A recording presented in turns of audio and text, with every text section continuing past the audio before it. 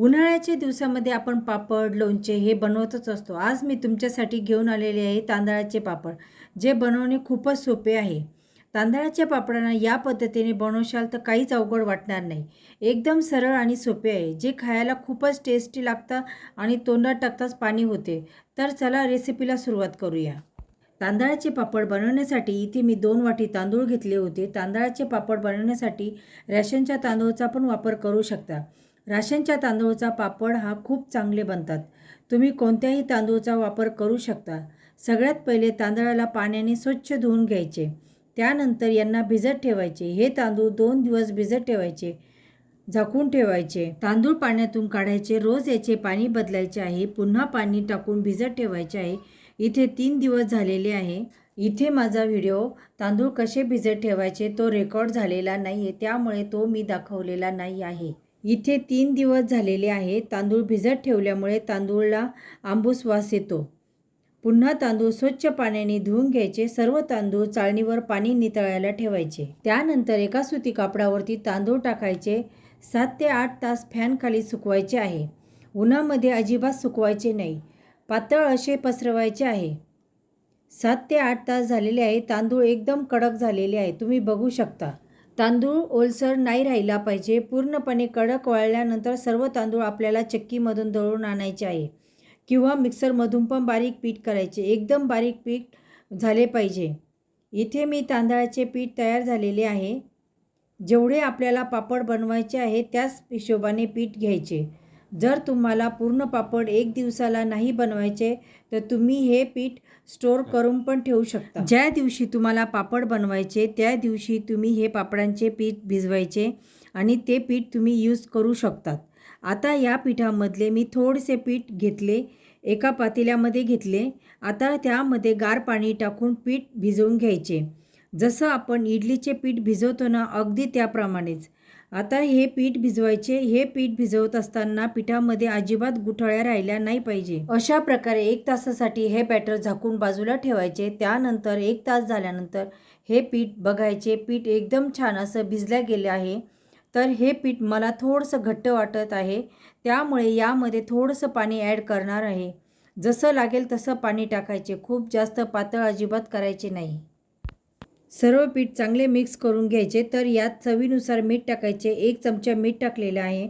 त्यानंतर 1 चमचा तीळ, 1 चमचा खसखस टाकायचे. हे सगळे झाल्यानंतर पुन्हा हे पीठ मिक्स करून घ्यायचे. आता हे पीठ छान असं मस्त तयार झालेलं आहे.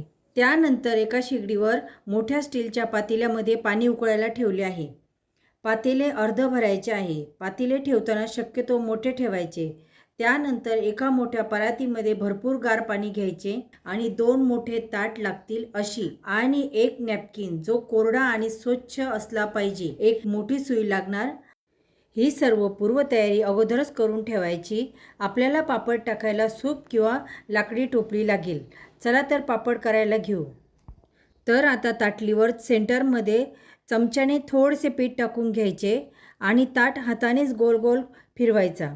जसा पापडाला आकार होतो तशी ताटली फिरवायची. एकदम गोल गरगरीत पापड होतो. करायला खूप वेळ पण लागत नाही. सर्व बाजूने एकसारखा करून घ्यायचा. आता आपला पापड झालेला. तर आपल्याला पटकन असा ठेवायचा. पाण्याला उकळी आल्यानंतरच ठेवायचा ताट. तोपर्यंत आपण दुसरा पापड तयार करून घेऊ. पटकन जर पापड होत नसेल तर थोडे पाणी टाकले तरी चालेल. आता हा ताट बाजूला ठेवते, कारण पहिल्या पापडला थोडा वेळ लागतो. 1-1.5 मिनिटांनी हे ताट असेच त्यानंतर ताट काढून घ्यायचा आणि हा तांदळाचा पापड बघू शकता. हे ताट लगेच गार पाण्यामध्ये टाकायचे. अशा प्रकारे पापडाला पूर्ण गार पाण्यात डीप करायचे आणि दुसऱ्या ताटावर जो पापड बनवला तो पापड पातेल्यावरती ठेवून द्यायचा. तो पापड होईपर्यंत हा पापड आपला काढून होतो. पापड गार पाण्यामध्ये गेल्यानंतर तो पटकन निघतो. आता सुईच्या टोकाने पापडाची कडा मोकळ्या करून घ्यायच्या. पापडाच्या कडा मोकळ्या करत असताना आपण यावर असे पाणी टाकले तरी चालते आणि हळूच एक कडा हाताने उचलून घ्यायची. दोन्ही हाताने पापड धरायचा. असा पाटीवरती किंवा लाकडी सुपावरती टाकू शकता. तुम्ही पापड कागदावर व कापडावरती पण टाकू शकतात. ओला ताट नॅपकिननी लगेच कोरडा करून घ्यायचा. त्यानंतरच आपल्याला पुन्हा दुसरा पापड करून घ्यायचा. प्रत्येक वेळेस आपल्याला हा ताट कोरडाच करायचा आहे, कारण ताट जर ओला असेल तर पापडाला व्यवस्थित आकार येणार नाही. सुरुवातीला छोटे छोटे पापड करा, जमतील तुम्हाला, पण ते दिसायला अवघड आहे पण करायला सोपे आहे. आता जर तुम्हाला ही पद्धत अवघड वाटत असेल तर दुसरी पद्धत दाखवते. ताटावरती थोडेसे चमच्याने बॅटर सेंटरमध्ये टाकून घ्यायचे आणि गोल गोल फिरवायचे. थोडे पातळ ठेवा. जसा पापड झाल्यानंतर अशा प्रकारे उकळत्या पाण्यावर ठेवायचे. 15 सेकंदासाठी असे ठेवायचे. जसेही 15 सेकंद झाले की पापडच्या ताटाला पलटवायचे आहे. हे बघा, पहिले त्या साईडने स्टीम केले, त्यानंतर दुसऱ्या साईडने.